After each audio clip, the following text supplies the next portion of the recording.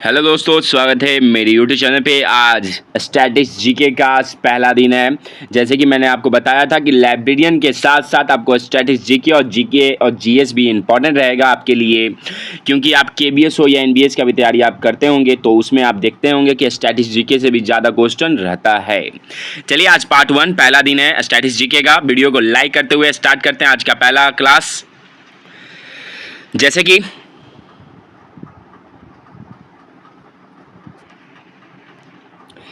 कि पहला दिन का भारत में विश्व धरोहर स्थल के बारे में विस्तार से हम आपको बताने वाले हैं। और जैसे कि आपको पूरा सिलेबस मैं आपको पहले ही बता चुका हूं पहले वाले वीडियो में। मैं टारगेट लिया हूं कि एक मंथ में आपका स्टैटिक्स जीके कंप्लीट करवा दूंगा। आप बस मेरे साथ जुड़े रहें और साथ में लाइब्रेरी का भी क्लास रहेगा और स्टैटिक्स जीके का भी रहेगा। जैसे कि आपको स्क्रीन पे दिख रहा होगा, भारत में विश्व धरोहर स्थल इंपॉर्टेंट है। ये कई बार आप एग्जाम में देख सकते हैं। ये प्रीवियस ईयर क्वेश्चन है आपके लिए, ललिन एकेडमिक 2.0 से बनाया गया है। जिनको चाहिए वो टेलीग्राम पे जाकर जुड़ सकते हैं। पहला आंसर है, सुनिएगा कि यूनेस्को के द्वारा सूची में शामिल भारत में विश्व धरोहर स्थल अभी तक कितने स्थल शामिल हैं? तो 42 स्थल, एवं जिसमें से 34 स्थल संस्कृति एवं 7 प्राकृतिक एवं 1 मिश्रित धरोहर स्थल शामिल है। क्योंकि इंपॉर्टेंट रहेगा आपके लिए कितने धरोहर स्थल यूनेस्को में शामिल है, तो 42 है। आपसे ये यूपीएससी में क्वेश्चन आया हुआ है, तो मैं उस लेवल का भी तैयारी आपको करवा दूंगा। और जिसमें से आपका संस्कृति कितना है, तो 34 सांस्कृतिक विभाग में है और 7 प्राकृतिक एवं 1 मिश्रित धरोहर स्थल है। चलिए आगे बढ़ते हैं। वीडियो को लाइक करते हुए हम आपको विस्तार से समझाते चलेंगे कि पहला, जैसे आपको स्क्रीन पे दिख रहा होगा कि आगरा का किला कहाँ स्थित है, तो उत्तर प्रदेश में स्थित है। और कब बना है, तो 1983 ईस्वी में इसे प्राप्त हुआ है दर्जा। चलिए दूसरा क्या है, अजंता की गुफाएं कहाँ है, तो महाराष्ट्र में है, 1983 ईस्वी में ही है। लिखते चलें, आपके लिए बहुत ही ज़्यादा इंपॉर्टेंट रहेगा। जिनको पीडीएफ चाहिए वो ललिन एकेडमिक पे जाकर जुड़ सकते हैं। चलिए तीसरा क्या है, एल्लोरा के गुफा महाराष्ट्र में ही है, 1983 ईस्वी में। खासतौर में मैं आपके लिए ये लाया हूँ कि ज़्यादातर लाइब्रेरियन का क्वेश्चन के एनालिसिस करने के बाद केबीएस और एनबीएस, तो उसके बाद यही पता चलता है कि ज़्यादातर क्वेश्चन आपसे स्टैटिक्स जीके से ज़्यादा सवाल रहता है। जैसे कि चौथा, ताजमहल कहाँ स्थित है, तो उत्तर प्रदेश में, 1983 ईस्वी में। आपको लग रहा होगा कि सर बहुत ही ईजी बता रहे हैं, परंतु आप मेरे साथ जुड़े रहें, आपको हार्ड से लेकर अपडेट तक बताते चलूँगा। पाँचवा है, सूर्य मंदिर कोणार्क में है, उड़ीसा में स्थित है, 1984 ईस्वी में। इंपॉर्टेंट में जैसा रहेगा हम आपको बताते चलेंगे। जैसे कि 7 क्वेश्चन देखिएगा, गोवा के चर्च और कॉन्वेंट में कहाँ स्थित है, तो गोवा में ही है। कब बना है, तो 1986 ईस्वी में बना है। 8वां देखिएगा, खजुराहो स्मारक कहाँ है, मध्य प्रदेश में है। और हम्पी वेरी इंपॉर्टेंट है, हम्पी के बारे में तो आप जानते ही होंगे, कर्नाटक में स्थित है। कब बना है, तो 1986 में ही है। और 10वां देख सकते हैं, फतेहपुर सीकरी उत्तर प्रदेश में है।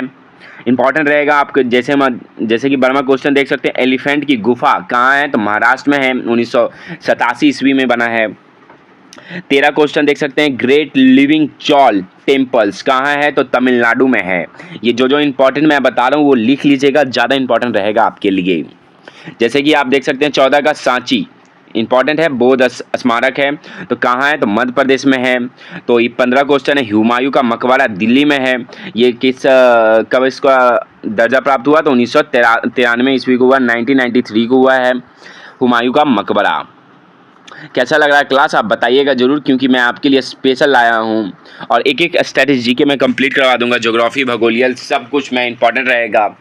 स्टैटिक्स मतलब ही आप समझ जाइए कि हिस्ट्री से लेकर ज्योग्राफी, साइंस, टेक्नोलॉजी सारा कुछ कंप्लीट करवा दूंगा। आप बस वीडियो को लाइक करते चलें। और ख़ास तौर पे लाइब्रेरियन का, बिहार लाइब्रेरियन का नोटिफिकेशन जिस तरह से सुनने में आ रहा है कि हो सके तो आने की संभावना है मई में ही।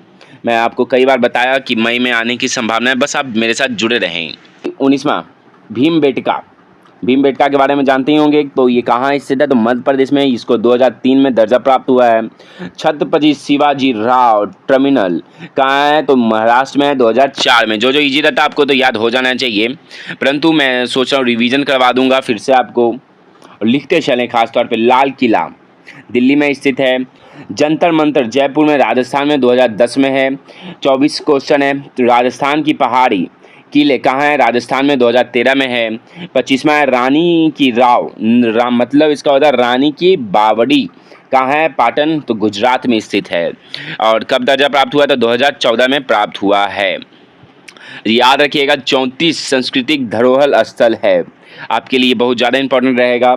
जैसे कि नालंदा महाविद्यालय कहाँ है? तो बिहार में है, 2016 में प्राप्त हुआ है दर्जा। अहमदाबाद ऐतिहासिक शहर गुजरात में है, कब हुआ है? तो 2017 में हुआ है। आगे बढ़िएगा, जयपुर इम्पॉर्टेंट है। और जयपुर जिस तरह का आपका सिलेबस है आप कमेंट में करके बता दीजिएगा, मैं उस सिलेबस को भी पढ़ा दूंगा, आपके लिए स्पेशल क्लास ला दूंगा आपके लिए।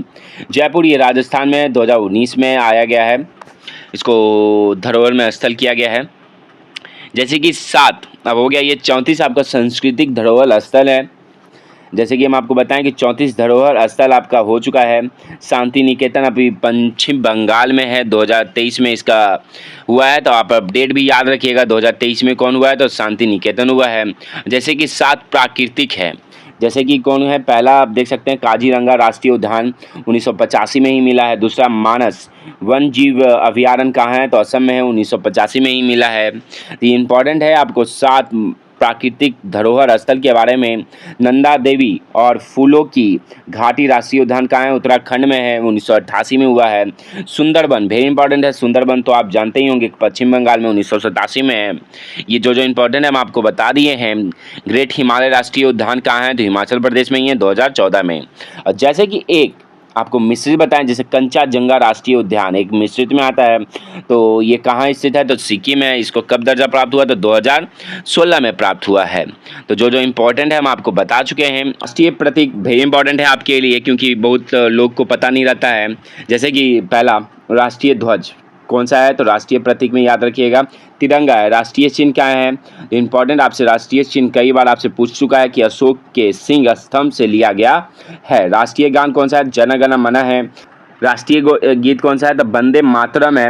और आपसे 2 सवाल पूछा जा रहा है कि जन गण मन किसके द्वारा लिखा गया है और वंदे मातरम किनके द्वारा लिखा गया है। दोनों का सवाल आप कमेंट में करके जरूर बताएं जिनको पता है। राष्ट्रीय पशु कौन सा है? तो भारत का, तो भारत में है वाघ है। राष्ट्रीय पक्षी कौन सा है? तो मोर है। राष्ट्रीय कैलेंडर आपको पता होना चाहिए, शक संवत से चलता है भारत में। राष्ट्रीय पुष्प कौन सा है? कमल है। राष्ट्रीय फल आम है। राष्ट्रीय वृक्ष आपको बरगद मिलता है। राष्ट्रीय जल जीव कहाँ है? तो डॉल्फिन है। और राष्ट्रीय विरासत पशु हाथी है। देख सकते हैं आपको लिए इंपॉर्टेंट मैं बता दिया हूँ, क्योंकि और चलिए मैं आपको राष्ट्रगान और राष्ट्रगीत के बारे में बता दूंगा, लेकिन परंतु जिनको पता वो कमेंट में जल्द से जल्द बताएं, क्योंकि बहुत ज़्यादा इंपॉर्टेंट है। ये सभी सवाल आपको नहीं आता है तो बहुत ही बेइज्जती की बात है कि इतना पढ़ने के बाद भी आपको ये सब नहीं आता है। चलिए, राष्ट्रीय ध्वज मैं अनुरोध करता हूं कि जो खास तौर पे लाइब्रेरियन का तैयारी करें वो खास तौर पे जीके और मैथ पे भी फोकस करें, क्योंकि आपको ऐसा एग्ज़ाम नहीं निकलने वाला है मात्र लाइब्रेरियन से ही। क्योंकि आप बीपीएससी का भी लाइब्रेरियन देख सकते हैं तो 80 मार्क्स आपको सिर्फ लाइब्रेरी से क्वेश्चन रहेगा, परंतु 40 मार्क्स में से आपको 20 मार्क्स तो जीके जीएस रहेगा। तो आप क्या चाहते हैं जीके जीएस 20 नंबर में ना आए? इससे अनुरोध करते हैं कि जीके जीएस पे भी ध्यान दें कुछ लोग। राष्ट्रीय ध्वज क्या है? तो समान अनुपात में 3 क्षेत्रीय प्रतीकाएँ हैं। जैसे कि दूसरा देख सकते हैं, ध्वज में लंबाई और चौड़ाई का अनुपात कितना है? तो 3:2 है। और केसरी रंग सबसे ऊपर है जो देश की ताकत और शौर्य को दर्शाता है।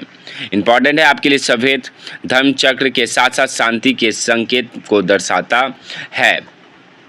इम्पॉर्टेंट आप देख सकते हैं। और तीसरा है कि हरा रंग सबसे नीचे और जो देश के विकास, पवित्रता और उर्वरकता को दर्शाता है। याद रखिएगा, इंपॉर्टेंट रहता है, हम आपके लिए बता दिए हैं। और जैसे कि ये नोट डाउन कर लीजिएगा, भारत में संविधान सभा ने राष्ट्रीय ध्वज को प्रारूप 22 जुलाई 1947 को अपनाया था। राष्ट्रीय झंडा प्रदर्शन आपको पता होना चाहिए, इंपॉर्टेंट आपको जितना भी इंपॉर्टेंट है हम आपको बताते चल रहे हैं। आप नोट डाउन को फेंक रहे हैं बात अलग है, लेकिन